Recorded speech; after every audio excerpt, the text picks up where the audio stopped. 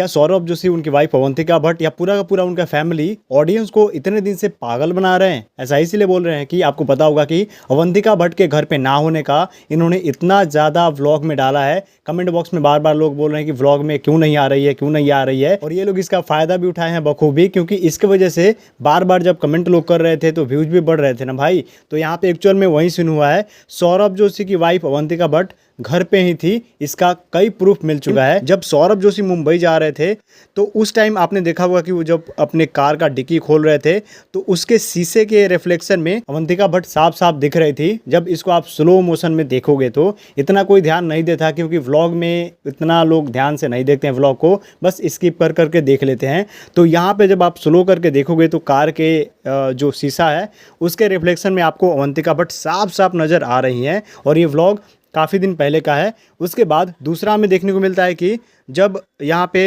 सौरभ जोशी के अंकल जी पीयूष एक दीवार के पास खड़े होकर और अंकल जी एक शीशे को टच कर रहे होते हैं, तो उसी के बगल में जो पेड़ होता है पीछे वाला, उसके पीछे आप देख सकते हो कि यहाँ पे अवंतिका भट्ट खड़ी हैं और साफ साफ इधर ही देख रही है, यानी कि कैमरा की तरफ ही उनका ध्यान है। तो ओवरऑल दूसरा ये मिल गया। और तीसरा ये जो कि अभी तक का लेटेस्ट है, जब दादी जी वाला व्लॉग आउट हुआ है जिसमें उन्होंने जीन्स वगैरह पहनाया है, तो उसमें आप एंगल में या एक शॉट में देखोगे तो जब दादी जी बाहर आती है तो दीवार पे जो एक इसी तरीके का शीशा लगा हुआ है जिसको टच कर रहे थे पिछले व्लॉग में सौरभ जोशी के अंकल जी, उसी शीशे के रिफ्लेक्शन में आप देख सकते हो कि अवंतिका भट्ट साफ साफ दिख रही हैं। तो ओवरऑल देखा जाए तो यहाँ पे 3-4 प्रूफ है या 3-4 ऐसे